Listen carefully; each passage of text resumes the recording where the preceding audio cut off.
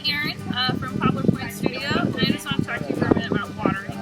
So when we just planted this vegetable garden, so we're watering it in for the first time. When you plant anything, a tree or a vegetable, you want to give it 3 times the amount of water than you would any other time of the year. It's incredibly important. You just stressed that plant out by planting it. You broke its roots up, you took it out of its home and plopped it into a new home. So you need to give it extra amounts of water to make sure that it's going to survive.